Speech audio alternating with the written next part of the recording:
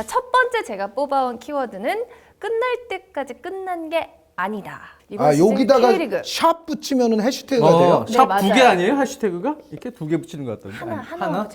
아니 그 뭐 웃어요? 마찬가지네 뭐. 그러면 그 키워드에 관련된 포스팅을 다 한꺼번에 찾아볼 수가 있거든요. 예. 아, 그렇군요. 네. 그런 숨은 의미가 있었어요. 그렇습니다. 네. 좋네.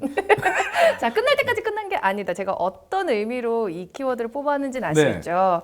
정말 마지막까지 치열했던 1위 경쟁. 어떻게 될지 몰랐어요, 정말. 야, 저는 서울이 극적으로 이겨야 되는 경기에서 박주영 선수의 극적인 골.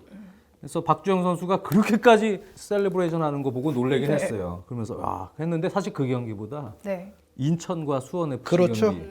예. 사실 유럽 축구에서만 보던 극적인 장면이잖아요. 근데 몰려 나오는 거예요, 팬들이. 와, 정규 방송하기 전에 빨리 끝났어요. 그래서 그게 너무 아쉬운 거예요. 네, 저것 좀 길게 보여줬으면 좋았는데.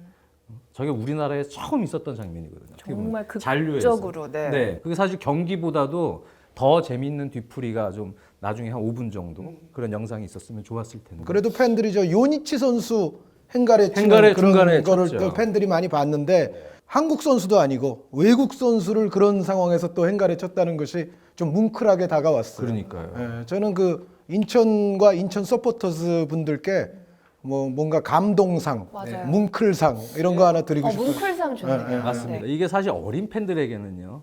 뭐 옛날에 과거의 팬들도 펠레 하면 펠레가 어린 나이에 브라질 우승해서 막 팬들이 막 들어 올리고 막 선수들이 막 이러고 그런 장면들 있잖아요. 네. 그리고 이런 장면들을 만약에 물론 이제 정규 방송 편성 때문에 그렇게 했습니다만 이런 장면을 오히려 잘 보여주면 제 생각에는 어린 팬들한테 그쵸. 이 K리그라는 하나의 브랜드를 인식시키는 데는 그것만한 장면이 없거든요. 정말 극적으로 잔류를 확정진 인천도 있었지만 그 1위도 마지막까지 몰랐었잖아요. 서울하고 전북.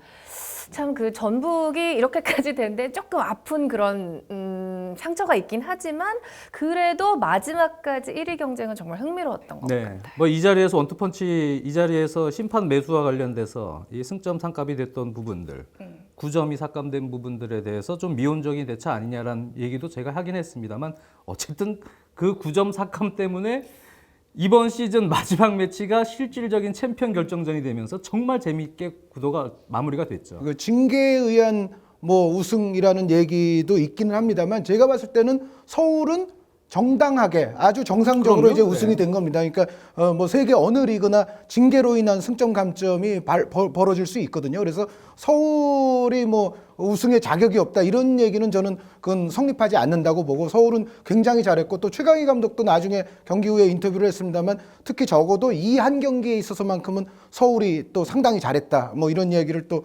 전북에서도 했듯이 서울은 충분히 우승할 자격이 있었고요. 그런데 다만 저는 요거 하나는 말씀을 드리고 싶어요. 그러니까 심판 매수는 분명히 엄단이 돼야 되고 장지현 위원과 제가 뭐 더불어서 얘기했습니다만 그 심판 매수에 관한 승점의 어떤 양으로 따지면은 이건 양적으로 좀 적은 것처럼 보인 것도 사실입니다. 다만 제가 한 가지 여기서 말을 하고 싶은 거는 어찌됐건 그 심판 매수가 일어났던 것 자체는 올 시즌은 아니거든요. 그러니까 그거는 좀 구별이 됐으면 좋겠어요. 그러니까 올 시즌에 일어났던 일로 징계받았던 건 아닌데 그러면 이제 그것을 제외한다면 올 시즌에 보여준 경기력만으로 봤을 때는 사실 전북이 우승을 못한 것은 뭐 전북 팬들뿐 아니라 좀 전체적으로 좀 아쉬운 감이 있죠. 그러니까 33경기 연속 무패를 달리면서 어떻게 보면 리그 전체를 한동안 압도를 해오다시피 해왔던 전북인데 물론 벌을 받아야 될 거를 벌을 받은 건 사실이지만 그것을 제외하면 올 시즌에 벌어졌던 그 매수는 아니었기 때문에 사실 올 시즌의 경기력만으로 또 봤을 때는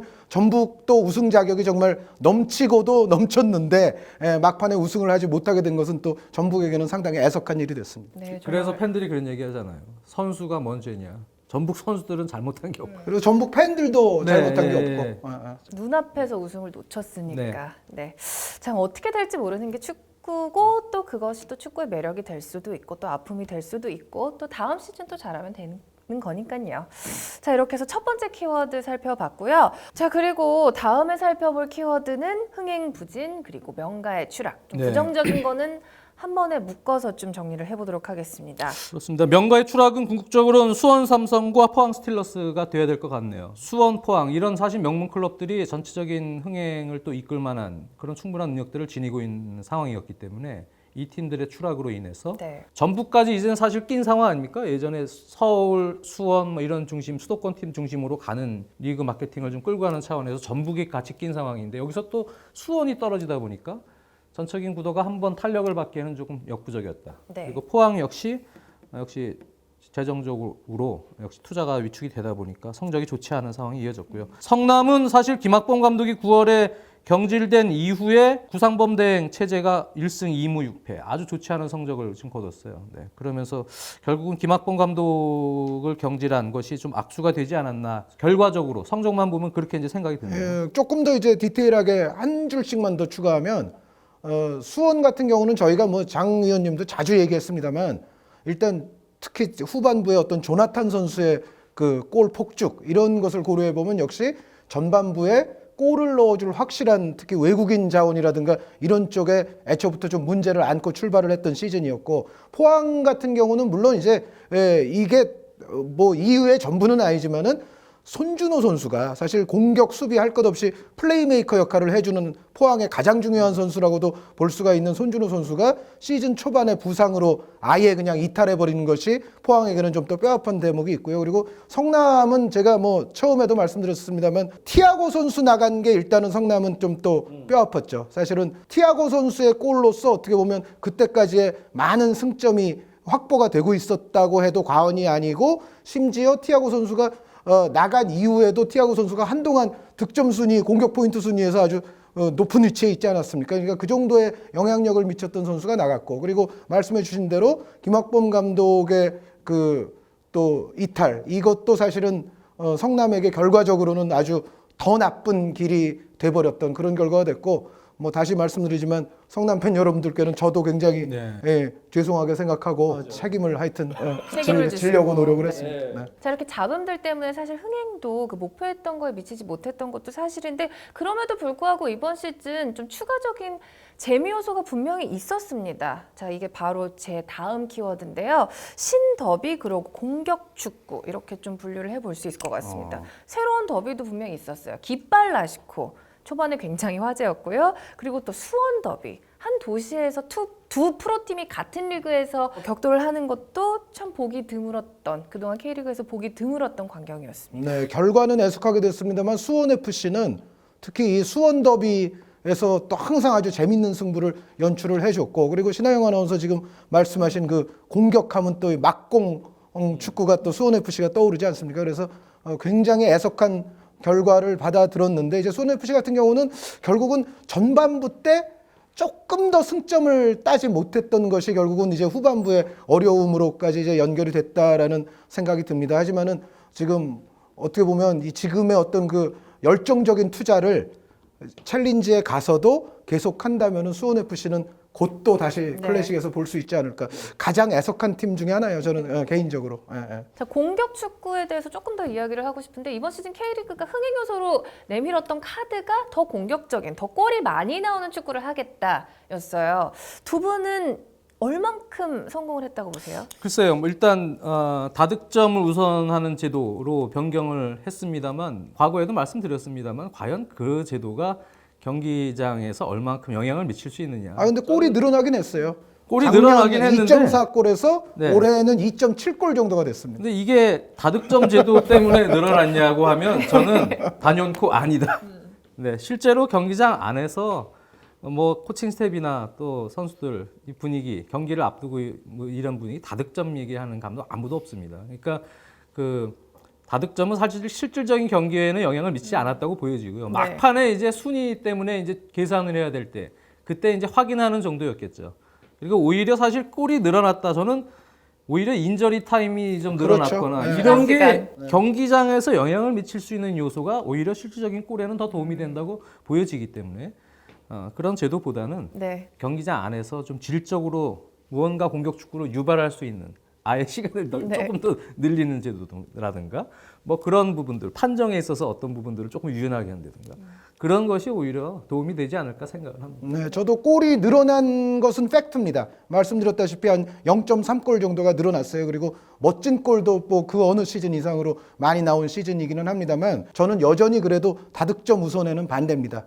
다득점 우선은 뭐 다른 세계에서도 여태까지 그것을 채택하지 않은 이유가 저는 분명히 있다고 생각하고 다득점보다는 역시 전체적인 골 득실이 더 우선해야 된다고 생각하는 마음은 변함이 없고 그리고 그 인저리 타임 긴 거는 추가 시간 긴 거는 이거는 정말로 골 늘어나는데 아주 직결되는 요소가 있었을 거예요. 왜냐하면 특히 막판에 보면은 선수들 양 팀이 모두 이제 체력이 떨어지면서 이제 공간이 아주 느슨하게 벌어지고 이런 상황에서 골이 정말 필요한 팀이 그럴 때 막 우당탕탕 하면서 이제 골이 많이 들어가고 하는 장면들이 분명히 목격이 됐었기 때문에 이 추가 시간을 좀 많이 적용했던 것이 평균적으로 이제 골의 상승에도 저는 큰 도움이 됐다는 생각을 하고 그리고 또 골이 많이 난 반면에 상대적으로 각 팀들의 수비는 조금 약했지 않나라는 생각도 없지 않아는 있어요. 물론 골이 많이 난 긍정적인 요인을 긍정적인 어떤 현상을 가지고 지금 뭐 부정적으로 얘기하고자 하는 건 아닙니다만 전체적으로 이제 올 시즌 같은 경우는 아주 견고하게 정말 수비를 잘한다. 라고 생각되는 팀은 좀 드물었습니다. 그래서 전체적으로 그런 부분이 또 골수의 향상에는 원인이 되지 않았나라는 쉽게 생각입니다. 얘기해서 이제 대표팀 관계자들도 그 얘기를 합니다만 K리그에서 정말 잘하는 센터백을 후보들을 좀 뚫어야 이제 지금 중국 리그에서 뛰고 있는 선수나 이런 선수들이랑 경쟁을 시키고 뭐 할 수 있겠는데요. 마땅히 고를 선수가 그렇게 많지가 않아요. 지금 K리그에. 그만큼 올 시즌에 센터백들 두드러진 활약을 한 센터백들을 꼽기가 다른 시즌에 비해서 많지가 않다는 얘기입니다. 이 숫자가. 제가 그래서 전남에 토미 선수 꼽았잖아요. 외국인 선수들은 오히려 뭐 요니치, 뭐 토미, 한의원님이 또 뽑은 K리그 또 어워드에 또 수상한 요니치 선수도 있고 뭐 오스마르 이런 선수들이 나옵니다만 국내 선수의 좋은 센터백들이 지금 많이 이탈했다는 얘기예요. 그러니까 그런 부분도 어떻게 보면 개인 능력적인 부분입니다만 이런 득점이 늘어나는 부분에 일정 부분 조금 견인이 된 것 아닌가라는 생각까지 하게 됩니다. 제가 마지막으로 제시할 키워드는 부활입니다. 팀을 옮겨서 이번 시즌 아주 눈부신 활약을 보였던 선수들이 많은데요. 대표적인 예로 MVP를 탔던 정조국 선수가 있겠죠. 축하합니다. 이 네. 선수가 득점왕까지 그리고 베스트 11, MVP까지 탈 줄은 솔직히 상상을 못했던 분들이 많았을 거예요. 그렇죠? 정종욱 선수가 예전에 신인상 탔던 적이 있는데 그 시즌이 어떻게 보면 정종욱 선수의 뭐 베스트였다고도 볼 수가 있어요. 근데 그것보다도 훨씬 더 상회하는 정말 시즌을 이 나이에 이 나이가 돼서 이제 이룬 것에 대해서 너무 축하합니다. 네. 기본적으로 이제 정조국 선수의 부활도 또 이번에 축하를 받을 만한 일이고요. 과거에 다 이제 청소년 대표 시절에 다 우리나라를 이끌어가야 할 차세대 대형 스트라이커였지 않습니까? 정조국 선수도 네. 그렇고. 또 올 시즌에 계속적으로 점진적 부활을 했다고 평가를 받을 수 있는 양동현 선수도 그렇고. 네. 이런 스트라이커들 과거에 다 청소년 대표 때 정말 한가닥했던 차세대 스트라이커들입니다. 이런 스트라이커가 지금 늦게나마 다시 한번 빛을 볼 수 있다는 부분들은 양동현 선수는 뭐 비단 올 시즌뿐만 아니고 조금씩 점진적 부활을 하는 느낌이 다 확 커지진 않았습니다만 전체적으로 보면 조금 반가운 일인데 맞아요. 너무 좀 늦은 느낌은 있어요. 근데 이제 후배 선수들에게는 귀감은 분명히 그렇죠. 될 거예요. 네. 그러니까 정조국 선수나 뭐 양동현 선수도 마찬가지지만 확 이렇게 정말 터지지 않았지 않았습니까? 장시간 동안. 네. 하지만 그래도 꾸준히 한 우물을 파면서 정진을 하면 또 이제 나중에 이제 이런 날이 올 수가 있다. 그러니까 사실은 정조국, 양동현 선수 지금 뭐 유망주 때 시절 말씀을 해주셨습니다만은 정말로 좋은 재능이라고 했던 선수들이 자기 재능을 꽃피우지 못하고 중간에 뭐 여러 가지 또 문제로 인해서 사그라들고 하는 선수들이 많이 있잖아요. 그런데 정조국 선수의 모습을 보면서 그런 어떤 중간에 내가 실수를 하지 말고 쭉 정말 정진을 해야 되겠구나라는 후배들이 그런 걸 좀 느꼈으면 하는 바람이 있습니다.